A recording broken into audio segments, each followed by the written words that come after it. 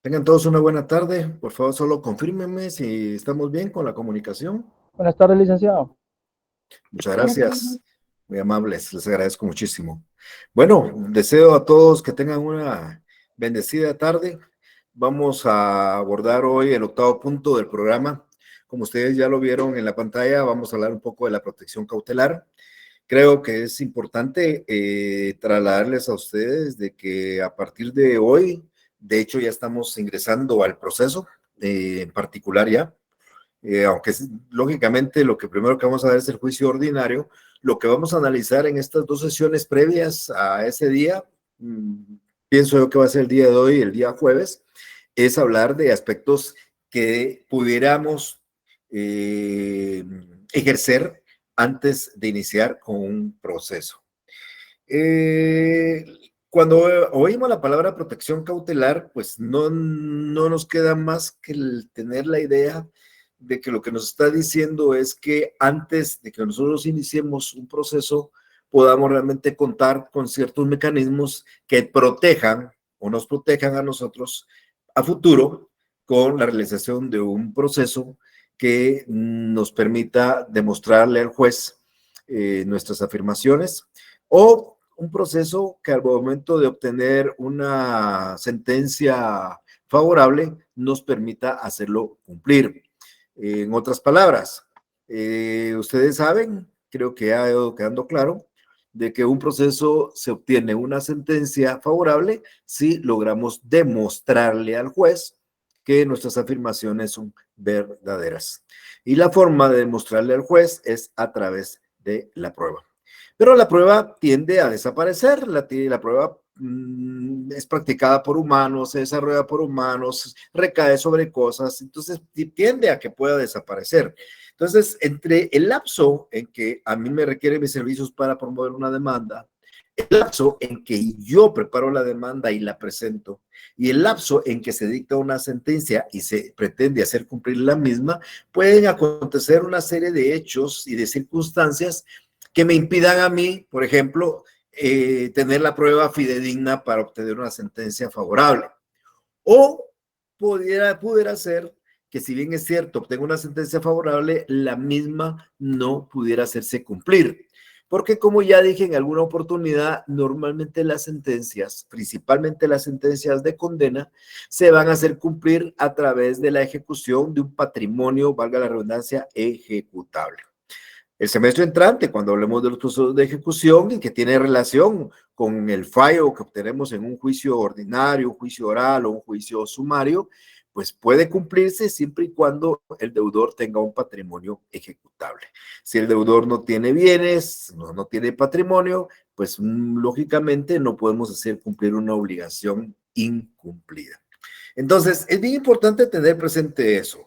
El tiempo es inexorable, el tiempo transcurre, o el día de hoy llegan con ustedes y les están pidiendo que planteen una demanda de daños porque se cayó un árbol vecino y destruyó la casa de ustedes, en lo que ustedes preparan la demanda, en lo que ustedes recaban las pruebas, pues puede suceder cualquier acontecimiento que impida aportar pruebas en un proceso futuro o impida ejecutar fehacientemente la obligación a que se le condene a la persona del demandado. Entonces, para eso existen estas figuras que nosotros en el transcurso del programa le vamos a llamar medidas cautelares, pruebas anticipadas, providencias de urgencia, providencias asegurativas. Bueno, tiene una serie de nombres, pero lo importante es que ustedes entiendan la figura. Entonces, como yo les trataba de explicar, vamos a pensar nosotros en un proceso futuro, cualquier proceso, ya sea un proceso familia, un proceso civil, y nosotros pues vamos a preparar una demanda para desarrollar una serie de actividades y de probanzas. Vamos a preparar una demanda y vamos a recabar los medios de prueba, pero pueden haber medios de prueba que tiendan a desaparecer. Ustedes van a encontrar, eso lo vamos a comenzar a explicar a partir de la próxima sesión, medios de prueba directos, medios de prueba indirectos, medios de prueba por inducción, medios de prueba por deducción, eso lo explicaré en su oportunidad, pero con esos medios, con esos mecanismos nosotros hacemos y tratamos de influir en el juez para que el juez crea en nuestras afirmaciones. Esos medios de prueba pueden desaparecer. un reconocimiento judicial, tenemos que desarrollar sobre un lugar cuyos linderos se alteraron, pues si nosotros eso no lo hacemos pronto, pues con el transcurso del tiempo puede desaparecer las marcas, las señales donde se nota la alteración de los linderos. Si yo necesito la presentación de testigos para demostrar un hecho, pero los testigos están gravemente enfermos, son muy ancianos, van a salir fuera del país, pues necesito también resguardar esa prueba para el futuro. Yo necesito desarrollar o preguntarle a la otra parte algunos hechos previos a presentar una demanda contra él, pues también lo puedo citar para que comparezca. Entonces yo puedo recabar pruebas que vamos a denominar pruebas anticipadas como procesos de protección. Pero además de esto, mis estimadas amigas y amigos, también puede ser que obtenga una sentencia, no me voy a referir a las pruebas. Puede suceder que efectivamente yo obtenga una sentencia favorable y en la sentencia se condene a alguien al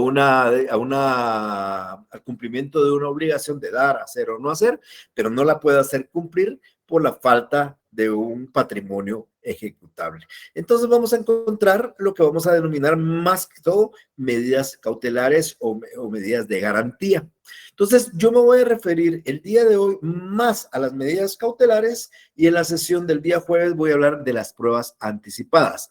Ambas cosas son procesos de aseguramiento, ambas cosas realmente son medidas que nos garantizan un buen resultado en el proceso o la eficacia a cumplir el resultado que nosotros obtengamos.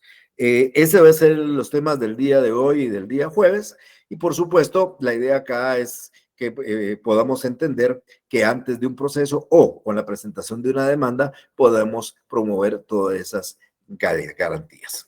Entonces, ya refiriéndonos un poco a las medidas cautelares, es bien importante saber que el código a nosotros nos faculta a que previo a promover un proceso podamos pedir cualquier medida para prevenir y garantizar el resultado de ese proceso futuro. Yo quiero plantear un juicio de reivindicación de la propiedad. Sucede que mis clientes llegaron a mi oficina para contarme que ellos son dueños de una casa en la zona 5 y que el día de ayer se enteraron de que habían otros propietarios. Sucede que una banda de falsificadores falsificaron las escrituras de compraventa y se las vendieron a terceros de buena fe. Y entonces sucede que ahora aparecen escrituras que son falsas, que acreditan la propiedad de terceros de buena fe y nosotros que éramos los propietarios, o nuestros clientes que eran los propietarios, pues como que hubieran aparecido firmando. Eso es una cuestión muy común, eso ustedes lo miran de una forma muy constante, pese a que esto puede ser, por supuesto, que es un hecho delictivo y es competencia de que lo investigue el Ministerio Público y haga las acusaciones. El problema es que existen dos documentos aparentemente legales de los cuales hay que desvirtuar uno para que sea otro el que realmente respalde esa decisión. Entonces, si yo no tomo algunas medidas cautelares para garantizar mi propiedad, yo estoy hablando de mis clientes para que referirnos mejor, puede ser que los terceros clientes de buena fe vuelvan a vender. Y entonces suceda que ya no sea contra ellos, sino sea contra otros, y entonces se vuelva una cadena. Entonces yo tendré la facultad, la ley me faculta decretar ciertas medidas para garantizar que esa venta que se pudiera hacer, pues se evite, no se pueda hacer. Igual, si yo lo que estoy buscando es que al final en un juicio se le condene al demandado a pagarme una cantidad de dinero y hago un verdadero proceso y muy buen proceso y obtengo una sentencia favorable, pero al obtener la sentencia favorable, la persona no tiene bienes porque sucede que vendió su vehículo, porque sucede que vendió su propiedad, la única que tenía para evitar tener que pagar, entonces yo puedo tomar medidas previas al proceso, garantizando que ese bien que podría servirme a mí en el futuro para hacer cumplir esa obligación a la que se le pudiera condenar, pues pueda hacerse efectiva a través del remate de sus bienes. Y entonces voy a plantear una medida de aseguramiento que me permita, valga la redundancia, asegurar ese bien para que en el futuro yo lo pueda utilizar, insisto, como esa forma de hacer cumplir esas obligaciones. Pero bien, entonces vamos a hablar de dos figuras en el transcurso, digo, de estos 2 días.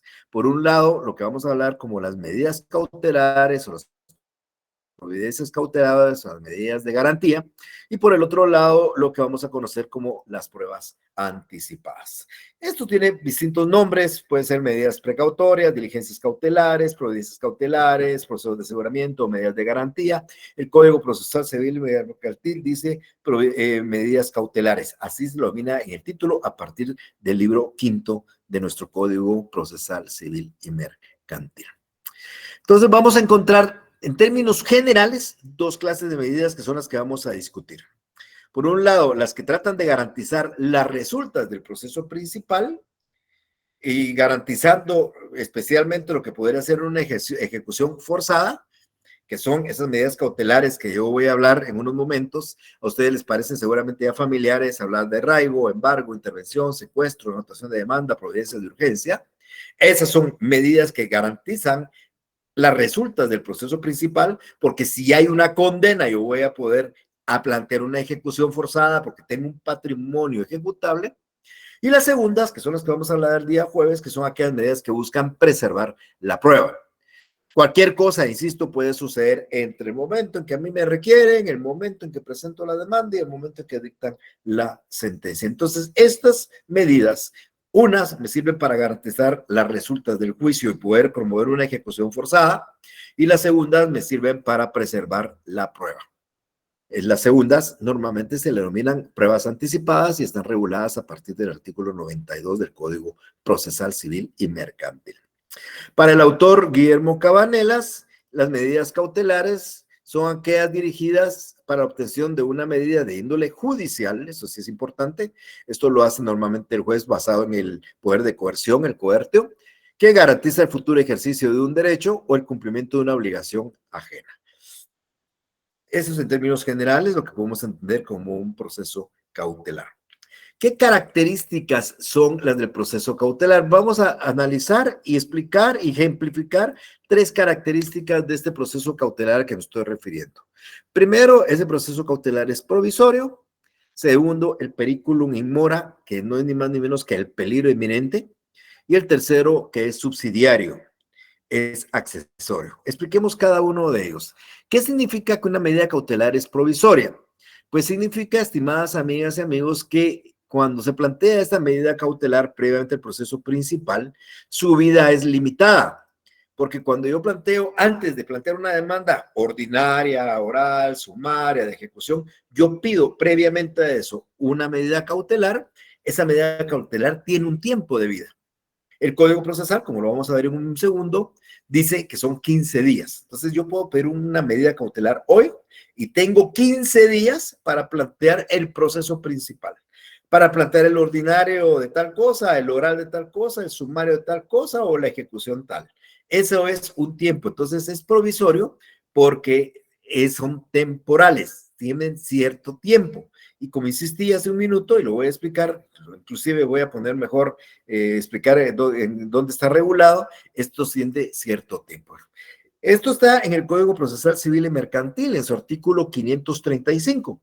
Si ustedes leen el código, dice que cuando se plantea una medida cautelar, una vez ejecutada, el que la pidió, el solicitante, debe entablar su demanda dentro de los 15 días. Si en los 15 días no lo hacemos, entonces la otra parte puede pedir que se deje sin efecto la medida cautelar previo incidente, tratando y demostrando de que no se presentó ninguna demanda en su contra. Entonces tengamos presentes, ¿por qué es provisoria una medida cautelar? Porque tiene un tiempo de duración, 15 días. Presentada y promovida y decretada la medida cautelar, tenemos 15 días para plantear el juicio principal. Las medidas cautelares se presentan como cuestiones accesorias, como vamos a ver en un segundo. Entonces, pero es temporal o provisional, que su vida dura 15 días. Eso es importante tenerlo muy presente. O sea, no podemos plantear una medida cautelar y dejarlo eterna memoria que ahí se va a quedar. En cualquier momento se va a levantar la medida si nosotros no presentamos el proceso principal. Una segunda característica de la medida cautelar es que existe un peligro. En nuestra idea es que existe un peligro que la persona abandone el país sin dejar un apoderado, que la persona disponga del único bien que nosotros podríamos embargar para rematarlo en su oportunidad, que la persona venda la propiedad que está siendo motivo de discusión, que la persona disponga del bien mueble que está siendo motivo de discusión, bueno, cualquiera de una serie de medidas que se puede dar. Hay un peligro inminente. Por ende, hay que prevenir y decretar de urgencia la medida para evitar esa circunstancia. Eso es lo que vamos a entender nosotros como el periculum in mora. Si nosotros no decretamos la medida, después va a resultar el proceso que vamos a plantear, ya no va a ser efectivo porque lógicamente no tenemos de qué manera hacerla cumplir forzosamente por la falta de un patrimonio ejecutable, como por ejemplo. Esa es más o menos la idea. Y la tercera característica de la medida cautelar es que es subsidiaria. Y es subsidiaria porque esto viene a constituir una cuestión accesoria de la existencia de un proceso principal. ¿Por qué es un proceso principal? Lo explicaba en su oportunidad. El proceso principal es el que discute el asunto principal. ¿Van a plantear ustedes un juicio de nulidad de un testamento? Es un juicio ordinario. El juicio ordinario de nulidad del testamento, juicio principal. Voy a plantear yo un juicio de división de la cosa común, es un juicio oral, ese es el juicio principal, juicio de división de la cosa común. Yo voy a plantear un juicio de rescisión de un contrato, pretendo rescindir un contrato, se plantea en la vía del juicio sumario, ese es el juicio principal.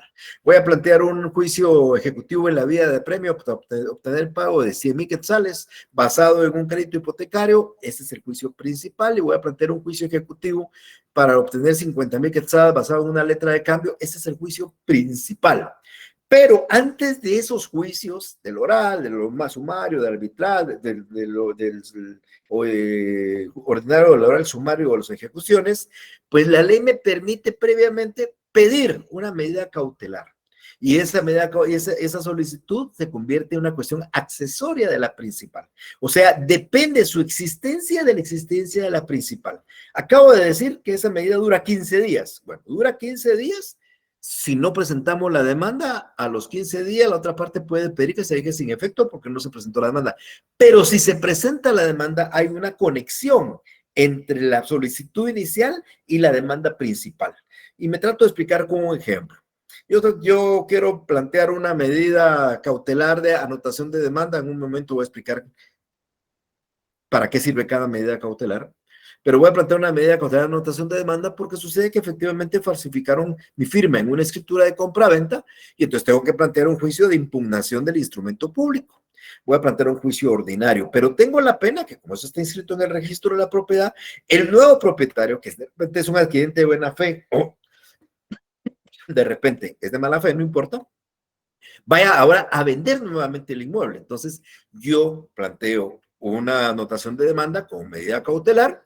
El juez me da 15 días para plantear el juicio ordinario, pero sucede que entre el día que planteo la medida cautelar, pues pensemos que es el día de hoy, 14 de marzo, y la fecha en que presento el juicio ordinario, que hubiera sido el 30 de marzo, por decir algo, solo por decir cifras, entre el 14 y el 30 de marzo puede suceder cualquier cosa en ese ínterin. Puede ser que el otro haya vendido, puede ser que alguien le haya comprado, puede ser que lo haya donado, puede ser que lo que haya sido. Pero cualquier cosa que suceda no va a afectar el proceso principal porque hay una cuestión, una interrelación, una conexión entre esta solicitud y esta otra. Entonces, lo que sucede en el ínterin de esas dos no afecta porque, insisto, esto se convierte en una cuestión accesoria de aquella. Y esto va a persistir si existe este. Si existe el proceso principal, la cuestión accesoria se va a mantener. Por eso se dice que este proceso es subsidiario y su existencia depende del proceso principal. Existe el proceso principal,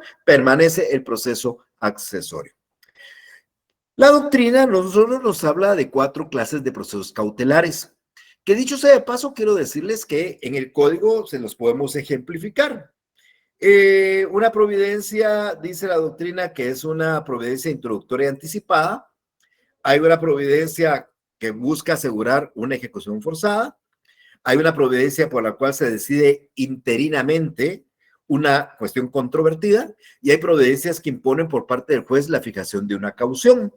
Vamos a tratar de explicarlas con ejemplos y sepan ustedes que esto lo vamos a encontrar en el transcurso de la lectura del código y de nuestra experiencia en este semestre con ustedes. ¿Cuál es una providencia introductoria anticipada? Pues no es ni más ni menos que las pruebas anticipadas. Lo que buscamos a través de estas medidas es asegurar prueba para el futuro juicio. Regresemos al juicio ordinario que acabo de explicar de impugnación de un instrumento público. Eso lo voy a presentar dentro de 15 días, dentro de un mes, y le digo a mi cliente, mire, necesito testigos que dieron tal cosa. Y me dice, pues licenciado, aquí tengo 3 testigos, pero le cuento que uno tiene 90 años, el otro tiene cáncer, y el otro es un joven que se va a ir a estudiar a Estados Unidos dentro de un mes. Entonces, la única prueba, en este caso testimonial, puede desaparecer cuando el proceso principal llegue a la fase de prueba y tengamos que probar y yo ya no tengo los testigos. Entonces, la ley me permite preparar esta prueba anticipada con citación de la otra parte y con anuencia del juez para que recibamos la declaración anticipada de estos testigos. Por ejemplo, necesito hacer un reconocimiento judicial sobre un terreno por cualquier circunstancia, pero la circunstancia que yo quiero que el juez conste o haga constar puede desaparecer de aquí a que el proceso se abra a prueba y también puedo plantear. Todas las providencias introductorias anticipadas buscan, más que todo, preparar prueba para el futuro juicio. Sepan ustedes que pueden plantearlas como pruebas anticipadas y de eso vamos a hablar más detenidamente el día jueves. Las segundas providencias son unas providencias que van dirigidas normalmente a asegurar la ejecución forzada. Vamos a ver, ¿qué es la ejecución forzada? Voy a adelantar algunas cosas que tendría que hablar el próximo semestre. Ejecutar es cumplir. Cuando ustedes digan, yo ejecuto, es que estoy cumpliendo. Ejecución es sinónimo de cumplimiento. ¿Cómo se cumplen las obligaciones? Pues voluntariamente, ejecutándolas. Usted tiene una obligación de dar dinero, pues se ejecuta cuando usted voluntariamente da el dinero. Usted tiene una obligación de hacer una pintura, pues usted ejecuta cuando hace la pintura y la entrega. Usted tiene obligación de entregar un vehículo, pues usted lo ejecuta cuando usted. Entonces, la ejecución es eso. Ejecución es sinónimo de cumplimiento. Pero cuando yo hablo de una ejecución forzada, no es ni más ni menos que un cumplimiento forzado. ¿Y cuándo hay un cumplimiento forzado? Cuando tengo que ir ante un juez para que sea el juez el que forzosamente obligue a la persona a cumplir. Pero esa ejecución forzada, eso lo vamos a ver el semestre entrante. Cuando yo hable de juicios de ejecución, les voy a explicar a ustedes que hay 3 elementos de una ejecución forzada. El primer elemento es que tiene que existir un título. Si no hay título, no hay ejecución. En su oportunidad voy a explicar qué es un título.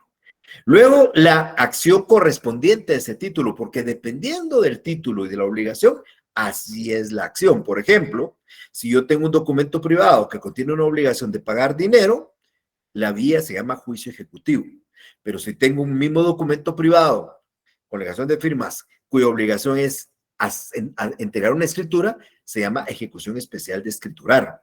Si tengo el mismo documento privado con obligación de firmas que contiene una obligación de entregar un vehículo, se llama ejecución especial de dar. Entonces, dependiendo del título, así es la ejecución. Si yo tengo ese documento privado con obligación de firmas para pagar 100,000 quetzales, se llama juicio ejecutivo. Pero si tengo la misma obligación de 100,000 quetzales, pero no en un documento privado, sino en una escritura pública garantizada con hipoteca, la vía se llama vía de apremio. Entonces, tengo un primer elemento, la existencia de un título, y el segundo elemento, la acción ejecutiva correspondiente, que es la que voy a promover.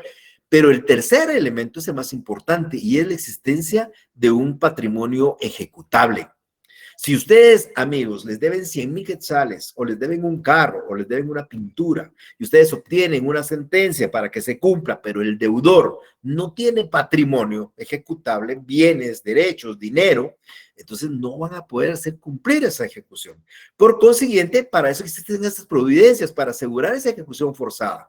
Embargar un vehículo, secuestrar un vehículo, anotar de demanda una finca, intervenir en una empresa, como oportunamente voy a explicar para qué sirve cada una de esas. Entonces, para eso sirven las ejecuciones, las providencias que buscan asegurar esa futura ejecución forzada. Tenemos también algunas providencias en las cuales interinamente se decide una relación controvertida. Esto no es muy constante, es decir, esto no existe en el código así como muy generalizado, pero sí hay algunos casos muy particulares. Por ejemplo, voy a poner 2. En el juicio de desocupación, que vamos a ver semestre entrante, van a encontrar ustedes que el juez puede ordenar la desocupación de un bien antes de llegar a la sentencia. sea, yo estoy planteando un juicio para desocupar a alguien, pero la ley en algún momento y bajo ciertos elementos puede el juez ordenar la desocupación antes de llegar a la sentencia. Para eso esa providencia. Busca resolver interinamente una relación controvertida, que podría ser el fondo, pero está resolvido interinamente.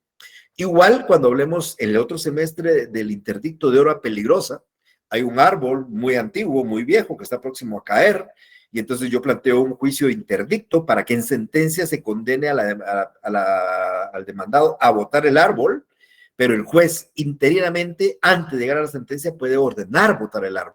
Esas son providencias que buscan resolver interinamente esa acción controvertida o esa relación controvertida. Y por último, conforme a la doctrina, hay unas providencias que imponen una caución. Normalmente hay dos maneras o hay dos momentos en que yo puedo pedir una medida cautelar. Lo hago con la demanda, o sea, en el juicio ordinario, presento en la demanda de juicio ordinario, pido la medida cautelar, o en la demanda de juicio oral pido la medida cautelar, o en la demanda de juicio sumario pido la medida cautelar. Eso puede suceder, pero normalmente, para que eso tenga efectos, uno lo pide antes.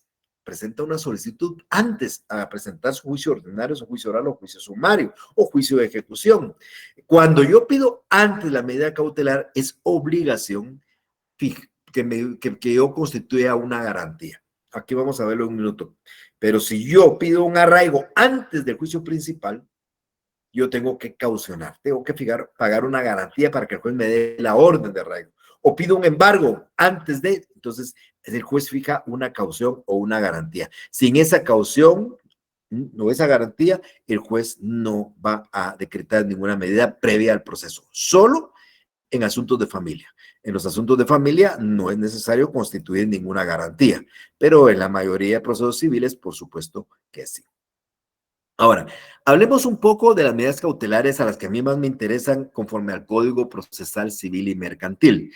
El Código enumera las medidas cautelares y de antemano les digo que no son números cerrados. Realmente es en número abierto y voy a explicar en su oportunidad por qué razón.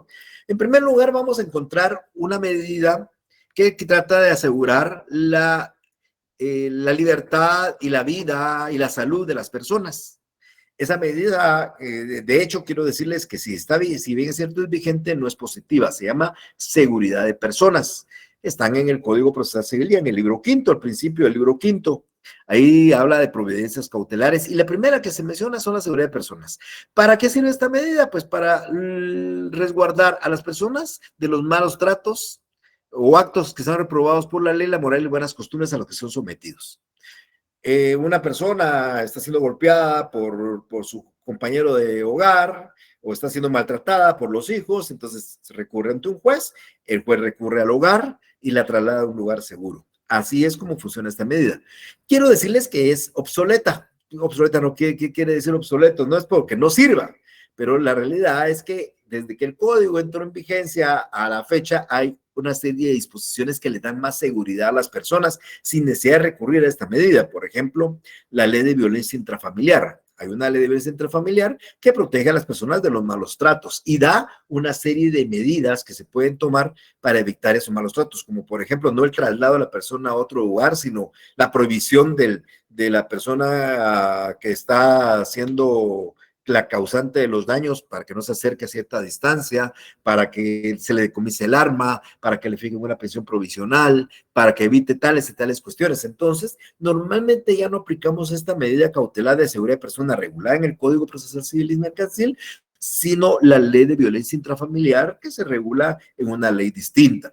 Pero es importante que ustedes sepan que existe esta medida cautelar, aunque está vigente, diría yo que ya no es muy positiva por lo que he explicado. Luego encontramos una figura que para ustedes sí debe ser un poco familiar, que es el arraigo. El arraigo es una medida cautelar que lo que busca es que las personas no puedan movilizarse libremente fuera del país. O sea, lo que hace realmente esta medida es limitar la libre locomoción. ¿Cuál es la idea de una medida de arraigo? Que una persona no se vaya del país sin dejar un apoderado que pueda responder en contra de las demandas que se vayan a plantear valga la redundancia, en su contra. Entonces, yo, Mario Gordillo, me voy a ir del país y alguien pretende demandarme, pues pídeme arraigo. el juez ordena el arraigo y entonces libran un oficio al Instituto de Migración, el Instituto de Migración oficia a todas las aduanas para que Mario Gordillo no pueda salir del país. Y ustedes sabrán, pues, o ya tendrán la experiencia, o han oído de casos de que las personas son automáticamente impedidas de poder abandonar el país por las aduanas respectivas porque tienen una orden de un juez que limita esa libre locomoción. No pueden salir del país. No es lo mismo un arraigo en el ámbito penal que en el ámbito civil, porque en el ámbito penal el arraigo es para que esta persona no abandone el país porque pues, está siendo perseguida, hay una orden de captura en su contra y lógicamente tiene que responder ante la justicia y la idea es capturarla y limitarle su derecho de libertad. Eso no es a lo que se refiere el arraigo nuestro. El arraigo nuestro es con la intención de que la persona no abandone sin dejar a alguien con facultades suficientes para responder. Entonces, así como yo puedo pedir el arraigo a la persona que es arraigada, fácilmente puede pedir que se libere su arraigo si nombra un mandatario dentro del proceso y ese mandatario se apersona al juicio. O sea, si yo llego un día al aeropuerto y me dicen, mire, don Mario Gordillo, usted no puede salir porque está arraigado, y efectivamente voy, que soy yo, entonces lo que hago es otorgar un mandato a un pariente o un abogado, ese pariente se apersona ante el juez en lugar mío y el juez libera la orden para el desarraigo, para liberar el arraigo. Entonces, pero el arraigo, la idea es que haya alguien que pueda responder a las demandas que pudieran instaurarse en mi contra o en contra de la persona del arraigado. Igualmente hay una medida cautelar que se denomina anotación de demanda. Esto nos da una idea de que esto se anota en algún lugar. Es una demanda que hay que anotar en un lugar. Quiero decirles que esto realmente procede en contra de bienes que son registrables. Normalmente el registro, donde registramos los bienes por la propiedad, de la propiedad o bienes de propiedad, se registró de la propiedad, pero hay otros registros, registro mobiliario, está el registro también de vehículos que maneja la SAT. Bueno, entonces cuando hay discusión de un bien, cuando está peleándose un bien, cuando yo estoy discutiendo una propiedad, una posesión, un derecho real sobre una finca, por ejemplo, yo puedo pedir la anotación de demanda. ¿Cuál es la idea de eso? Es que en el registro se haga una anotación y se haga ver que ese bien está siendo motivo de discusión. O sea, cuando alguien llegue a querer determinar si puede comprar el bien, si se puede hacer alguna negociación con el bien, encuentre que está anotado de demanda, que significa que el bien está siendo motivo de un litigio, el bien que está anotado, la finca, bien inmueble o el bien inmueble.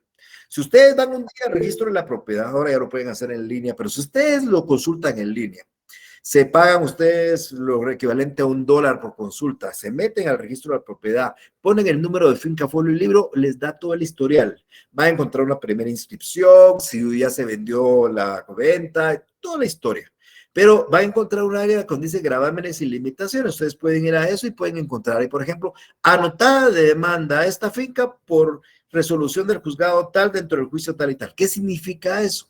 Que la finca está siendo motivo de un litigio ante ese juez. Para eso sirve la anotación. Entonces yo, sabiendo que voy a pelear la discusión de un bien mueble o inmueble registrable, le puedo pedir al juez que ordene su anotación de demanda para que sea público que el bien está siendo motivo de una controversia. Para eso sirve. Y con eso, lógicamente, evitamos que cualquier enajenación o gravamen que se realice no perjudique el derecho del solicitante.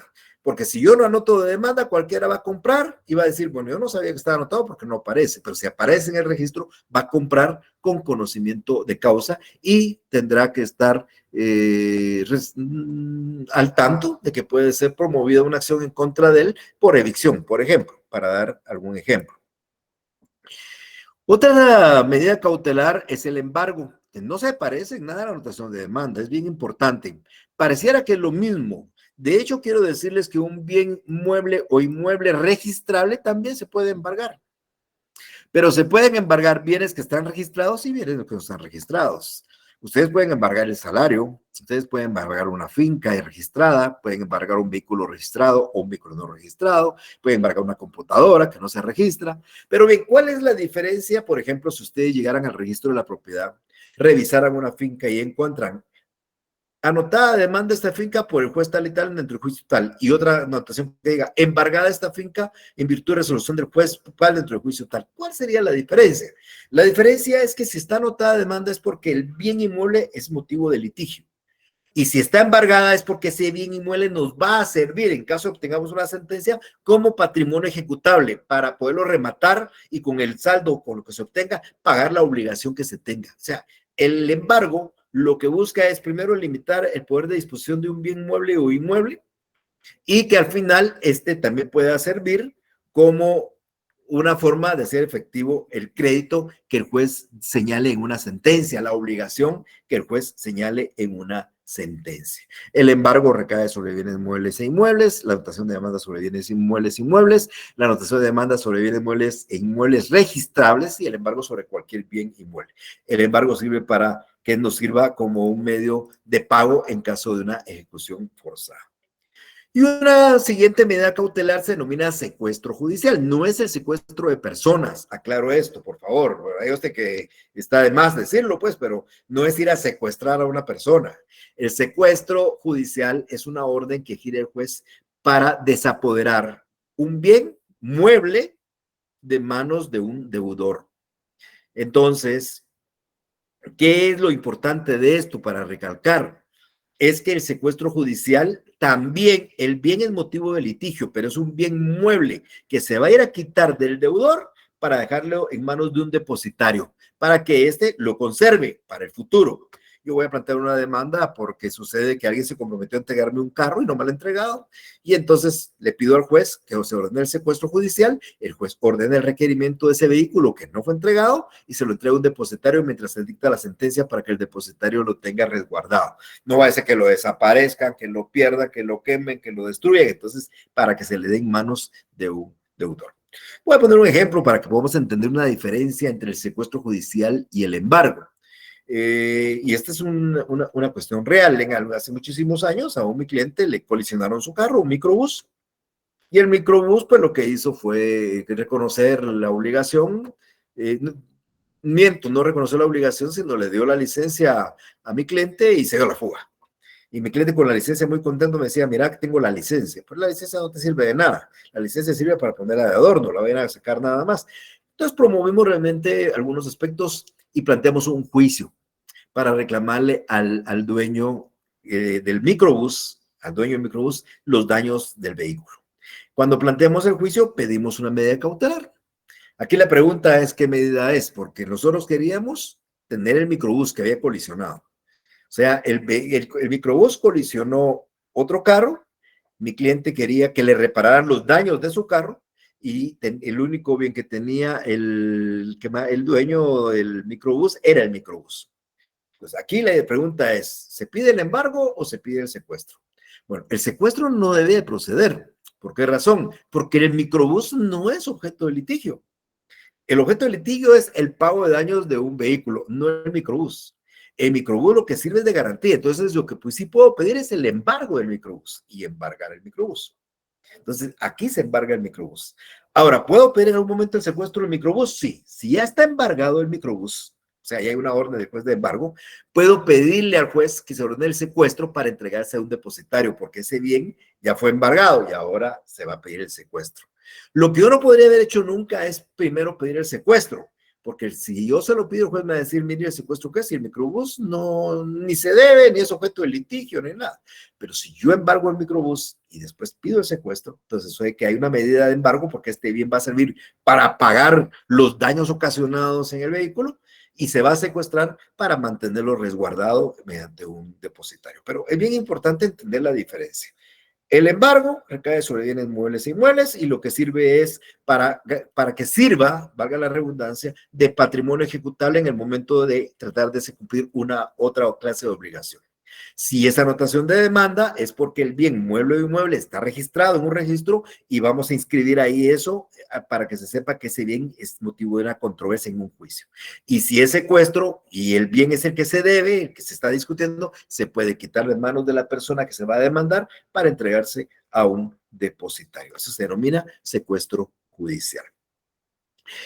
La intervención es otra medida, pero esta recae normalmente sobre establecimientos de naturaleza comercial, industrial o agrícola.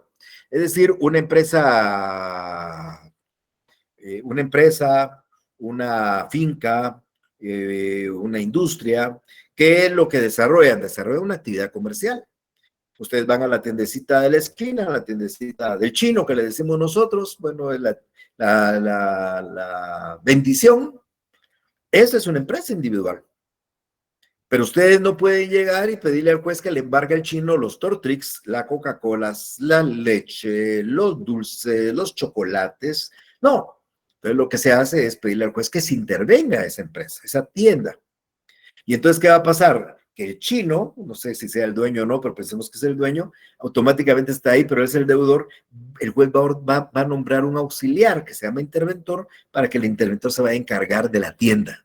Y él se va a encargar del comercio, él se va a encargar de contratar a alguien para que venda, él se va a encargar de comprar a los proveedores, de vender, pero las ganancias que se vayan obteniendo, las ganancias son las que van a servir para garantizar el cumplimiento de una obligación a futuro.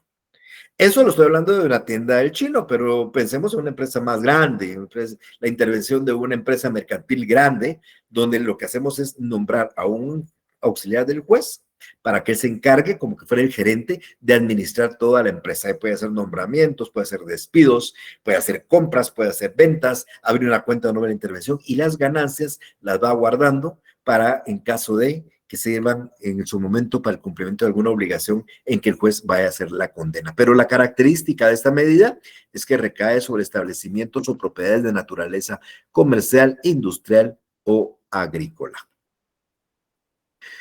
Por último, están las providencias de urgencia. Yo les decía al principio de esta exposición que pareciera que las providencias son un número cerrado. Pareciera que encontramos un arraigo que es para limitar la libre locomoción, un embargo que sirve para garantizar el pago de una obligación futura, una anotación de demanda para evitar la libre disposición de un bien que está discutido y que está anotado en un registro, un secuestro judicial para que no van a disponer de un bien mueble que esté en litigio y se conserve a través de un depositario, una intervención que recae sobre empresas mercantiles. Pareciera que se cierra en eso, pero cuando encontramos las providencias de urgencia, nos damos cuenta que la ley nos abre el espacio para cualquier otra medida que se nos ocurra y que sea la más propicia o la más idónea, dependiendo del caso. Yo les decía en la otra sección que Eduardo Cotiura daba un ejemplo que yo aplico aquí también para nuestro país y poder explicar esta providencia de urgencia. Decía yo que imagínense ustedes que un pintor guatemalteco, famoso pintor guatemalteco, va a hacer una presentación de pinturas. Le han prestado el Teatro Nacional y le han permitido que en el Teatro Nacional, en las paredes interiores del teatro, haga sus pinturas. Y ya las tiene preparadas. Es más, han sido ustedes invitados, igual que yo, a ver esta exposición. Y él tiene las pinturas tapadas con un óleo, pues porque se va a hacer la inauguración, hay vinitos, hay quesitos, todo esperando la inauguración. En el momento que se hace la inauguración y se destapan los lienzos, sucede que las pinturas que están en las paredes son desnudos de hombres, mujeres y niños. De hecho, hay un pintor guatemalteco que es lo que se caracteriza, unos desnudos muy lindos, con cuerpos muy bien hechos, pero con caras de personajes. Y ustedes se miran dentro de eso, la cara de ustedes está en uno de esos personajes. Y entonces ustedes se sienten incómodos con esa posición, ustedes no quieren que esté esa foto ahí, el cuerpo es perfecto, pero ustedes, por lo que sea, no quieren esa circunstancia, y entonces ustedes van a ejercer una acción, porque ustedes no pueden agarrar el teatro y quemarlo, incurrir en un delito, o agarrar un bote de pintura y echarlo encima, incurrir en ustedes en un hecho delictivo, y entonces ustedes deciden plantear una medida cautelar. No va a ser ni el arraigo, no va a ser la intervención, no va a ser el secuestro, no va a ser la anotación de demanda o el embargo, pero la ley les dice que hay providencias de urgencia, ustedes pueden tomar la que mejor y sea la más idónea. ¿Cuál podría ser la idónea para evitar que ya no se mire el desnudo de ustedes? Pues se me ocurre ordenar el cierre del Teatro Nacional y que el juez ordene el cierre del Teatro Nacional y que no pueda entrar nadie hasta que se busque una solución. Uno. O puede ser que ustedes le ordenen, que el juez ordene que se tape con un lienzo la pintura de la persona perjudicada. Y entonces se va a tapar con un lienzo y va a estar todas exhibidas, menos esa, va a estar cerrada con un lienzo. O que se ordene que se repita y se borre la pintura de ahí. Entonces, y lo que quiero explicar es que hay providencias de urgencia que permiten tomar y decidir sobre una medida que sea la más idónea para resguardar el derecho de un solicitante. Entonces, las medidas cautelares no son en número cerrado, sino son en número abierto, porque además del arraigo, el embargo, el secuestro, la intervención, la anotación de demanda, existe cualquier otra que sea la más idónea, insisto, para resguardar el derecho del quien está siendo perjudicado y sea el solicitante. ¿Qué requisitos nos piden a nosotros para decretar una medida de garantía o una medida cautelar? Acá es bien importante reiterar lo que también mencioné hace unos minutos. Hay dos momentos importantes para pedir una medida cautelar. Con la demanda del juicio principal, ordinaria, oral, sumaria, ejecución, o antes de esa demanda del juicio principal. Entonces, para empezar, creo que vamos a hablar cuando se plantea esa medida cautelar antes de la demanda, porque varía los requisitos si es previamente con la demanda o es con la demanda. Entonces, cuando la providencia se pide previamente al proceso principal, debemos de cumplir con los siguientes requisitos. O sea, yo voy a presentar una demanda ordinaria de no sé si dentro de 15 días, dentro de un mes, no sé dentro de cuánto, pero yo necesito garantizar, por ejemplo, plantear una anotación de demanda o un arraigo. Entonces, lo primero que tengo que hacer es pagar una garantía o constituir una garantía. Normalmente esa garantía es dineraria. Es decir, si ustedes quieren un arraigo, el juez les va a fijar una cantidad de dinero y hasta que ustedes depositen eso en la tesorería judicial, el juez les va a dar la nota de arraigo. Ustedes quieren una anotación de demanda y ustedes primero pagan la garantía y el juez les va a dar el despacho para el registro de la propiedad. O sea, hay que fijar una garantía. ¿Cuál es el monto de la garantía? Si el valor del juicio principal es indeterminado, es el juez el que decide a su criterio cuál es el monto. Ustedes van a plantear la impugnación de un testamento que es valor indeterminado y el juez dice, constituye una garantía de 200,000 quetzales. Si usted constituye los 200,000 quetzales, le van a dar la garantía que usted quiere, arraigo, embargo, intervención, lo que sea. Si no la constituye, no se la van a dar. Entonces, el primer elemento es constituir la garantía. Cuando el valor es determinado, entonces el juez sí tiene parámetros. Por ejemplo, si voy a plantear una demanda de 100,000 quetzales en el futuro y pido una medida previa a eso, de un juicio de 100,000 quetzales, la garantía tiene que ser entre el 10 y el 20%. ¿Cuánto es el 10% de 100,000? Pues 10,000 quetzales. Y el 20% de 100,000, 20,000 quetzales. Entonces el juez puede fijarme 10,000, 11,000, 12,000, 12,500, 15,000, 18,000, 19,500, 19,900 y hasta 20,000 quetzales para que yo constituya esa garantía. Esto es primer elemento. Previo, si yo planteo una medida cautelar previo al proceso principal, es constituir una garantía que normalmente, insisto, es dineraria. Es el primer elemento. El segundo son ciertos requisitos que debe llevar la solicitud. Primero, debemos de determinar con claridad y precisión qué vamos a exigir. Nosotros tenemos que plantear al momento de hacer la solicitud, decirle al juez, mire, señor juez, voy a plantear una demanda sumaria de desocupación en el futuro, voy a plantear un juicio ordinario de tal forma clara, voy a plantear un juicio oral en forma clara, qué es lo que hay. Determinar cuál es el monto de la acción que voy a hacer a futuro. Voy a plantear una demanda para cobrar tanto de rentas, voy a plantear una demanda para cobrar tanto de daños, voy a plantear una demanda para cobrar tanto de tal cosa, y fijar el monto de la cuantía de la acción, si fuere cuantificable. Si no es cuantificable, pues decirle al juez que no es cuantificable. Y un tercer aspecto que tengo que cumplir en la solicitud es que tengo que indicar cuál es el título justificativo de esa acción. Pues voy a plantear una demanda de desocupación porque se hizo un contrato de arrendamiento, voy a plantear un juicio de daños porque colisionó mi vehículo del cual yo soy propietario, y el título que a mí me permite legitimar mi facultad para ir a demandar en el futuro. Entonces, primer elemento, que me fijen una caución y pagarla. Y en mi solicitud, cumplir con estos tres que acá acabo de mencionar. A veces hay ciertas medidas cautelares que se requieren de algunos otros requisitos y principalmente me refiero al arraigo. El arraigo, el Código Procesal Civil no dice nada más que qué es el arraigo, pero hay una ley específica del año 71 que ustedes deben de tener al final de su código, que es el decreto 15-71 del Congreso, que se llama Ley de Arraigos. Si usted lee la ley de arraigos, ahí les da cómo hay que pedir el arraigo, qué requisitos hay que cumplir para el arraigo, y entre otros, que esto es bien importante, es que la ley dice que tenemos que identificar a la persona del arraigado con su edad, estado civil, profesión, oficio, nacionalidad, domicilio. Dice la ley número de cédula, que claro, hay que entender ahora como el número del documento personal de identificación, y en el caso de los extranjeros si es pasaporte.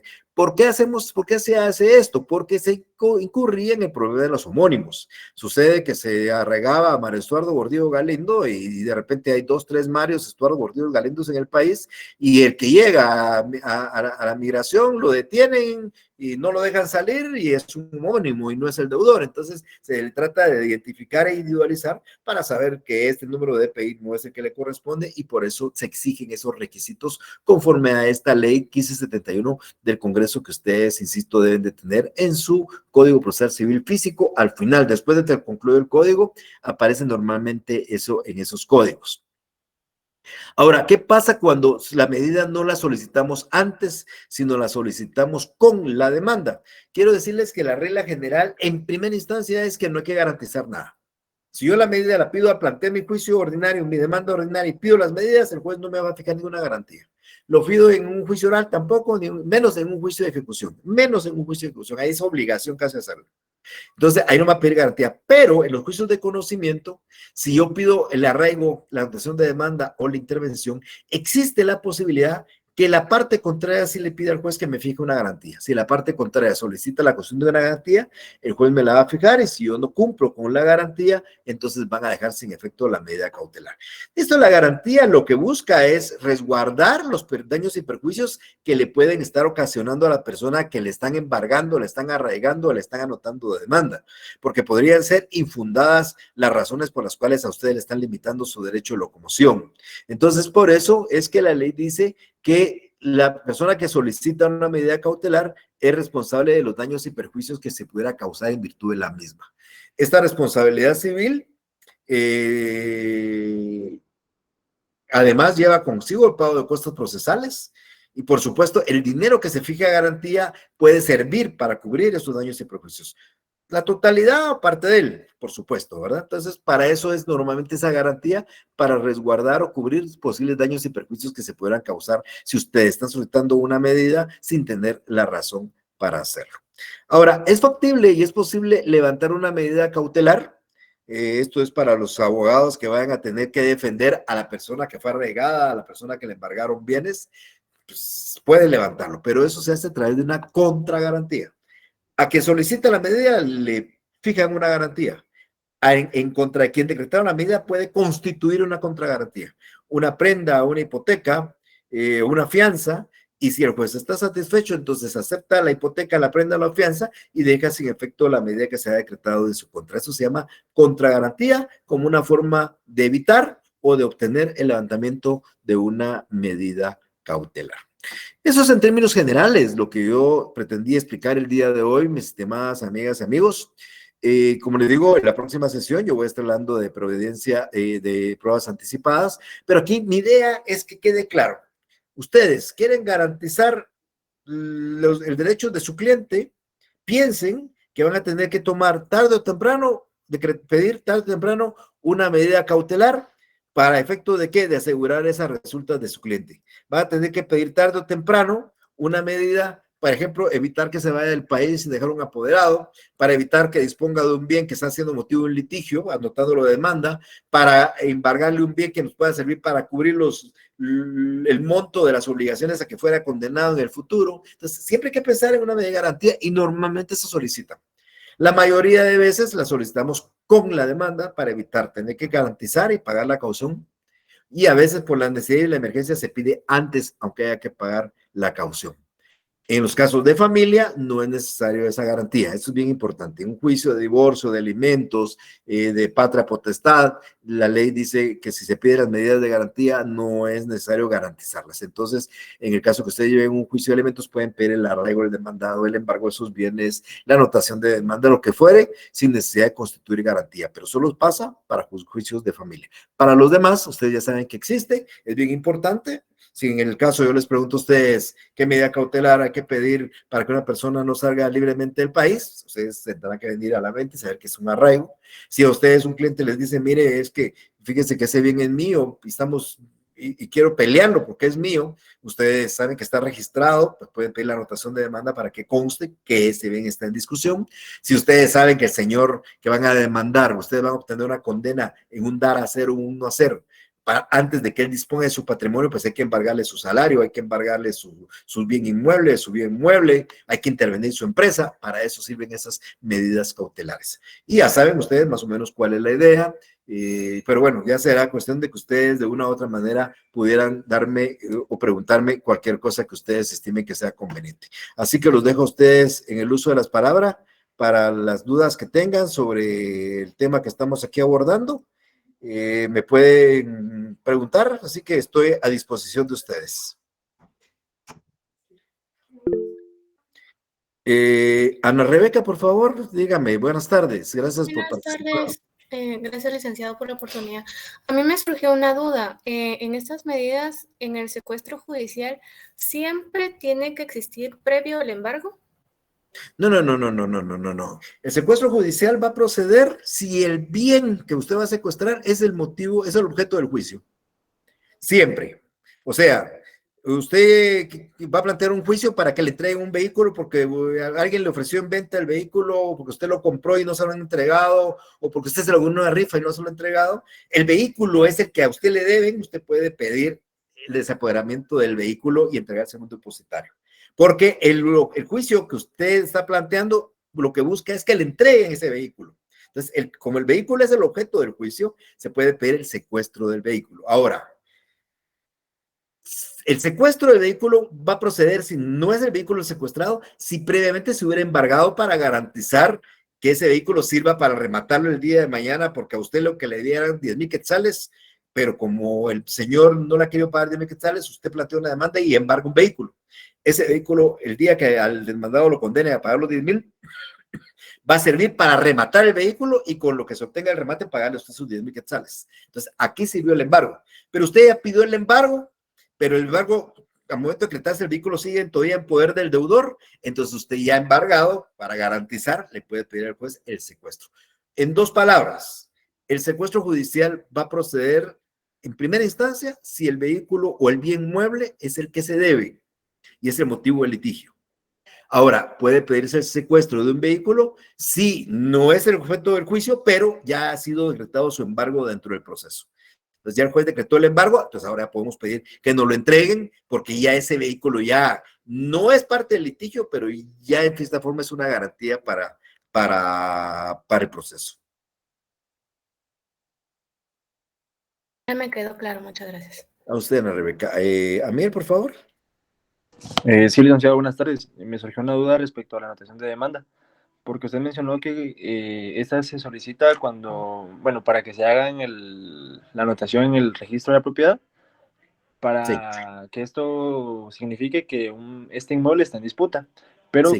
¿qué pasa cuando, digamos, es un juicio de titulación supletoria? Entonces, por ende, no está inscrito en el registro de la propiedad.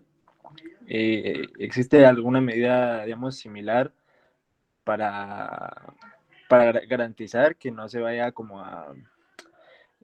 bueno, sí, que tenga los efectos similares a la anotación de demanda, pero pues no habría como dónde realizarla? Pero sáqueme una duda, Miel. Cuando usted me habla de titulación supletoria, me está refiriendo a un bien que ya se está iniciando la titulación supletoria. No hay titulación supletoria, es posesión nada más. Exactamente, cuando solamente hay un derecho de posesión, digamos, no hay número ¿Sí? de finca por el libro, entonces, Sí. ajá. No, el derecho de posesión no cabe la figura de la anotación de demanda porque el derecho de posesión no ha sido registrado. Normalmente se registra el derecho de posesión después del trámite de la titulación supletoria. Recuerden ustedes que este es un mecanismo de adquirir la propiedad originario que se llama técnicamente usucapión, que no es ni más ni menos que el ser propietario de un bien por el transcurso del tiempo, 10 años en bienes inmuebles, 2 años en bienes muebles, y que se adquiere de buena fe, en nombre propio, en justo título. Bueno, entonces, el derecho a poseer no se puede anotar porque no existe registro. No se puede, si usted va a discutir un derecho de posesión, no se puede anotar ni tampoco se puede embargar. Por supuesto que en algunas instituciones, en algunas municipalidades, eso le puede servir en algunas municipalidades sí existen esos registros de posesión.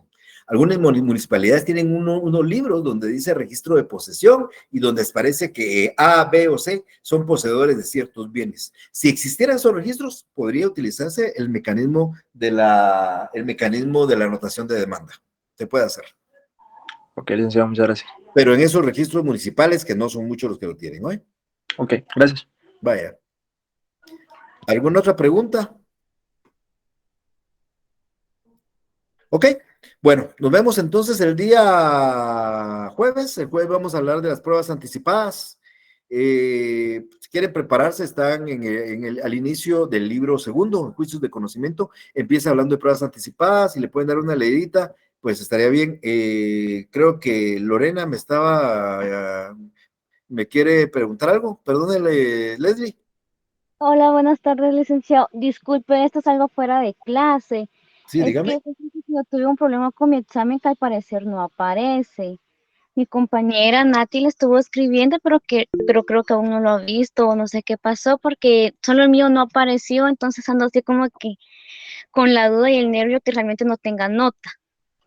Pues mire, Leslie, dos cosas. Su nombre sí aparece en el acta, en el listado. Sí, mi nombre sí está, pero no aparece mi nota.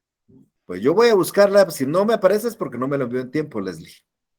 Si usted no me lo envió en el tiempo, entonces no me va a aparecer ahora. Yo como le digo, tengo algunos, déjeme ver un segundito aquí, aprovechando. Tengo algunos exámenes, dos creo que tengo. Uno no me aparece y el otro creo que ni siquiera se identificó. Déjeme ver un segundito. Ok, está bien.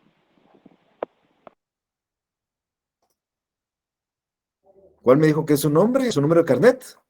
2019-01787.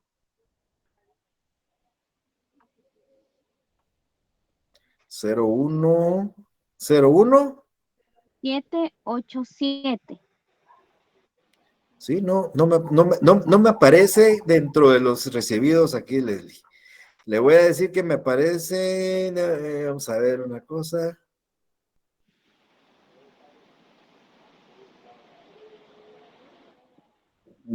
¿Cuál es el nombre suyo? Leslie Lorena Sí, Lobos Quiroga.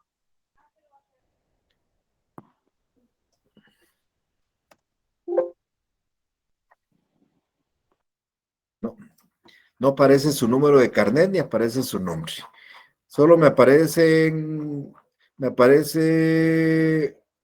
un Luis Carlos Ramírez Sánchez, que es de la sección H, que no lo tengo apuntado porque no me aparece en el listado. Y déjenme ver quién más, que son los dos alumnos, pero su número de carnet no me aparece, Leslie. Eso, como le digo, no sé si usted efectivamente envió su examen, pero se lo dije a ustedes, si el examen ustedes no lo envían en tiempo, yo no lo recibo y por ende no lo puedo calificar. Porque una vez vi que le estaban mandando a mis compañeros la nota y inmediatamente le escribí a la compañera para ver qué Sí, no, estaba pasando porque no por me llegó. supuesto, pero como le digo, si no aparece aquí, yo tengo aquí todos los exámenes, están en orden, déjeme siempre revisar, mándeme un mensajito, pero si no aparece aquí, no puedo asegurar yo que usted me lo haya mandado, ¿verdad? Ok, está bien, le voy a escribir entonces, licenciado. Por favor, don Luis Carlos, dígame. Licenciado, ¿cómo está? Fíjese que Bien. ya me solucionaron, tendré que ir al bufete porque no me aparece inscrito 4 cursos, ya me dijeron.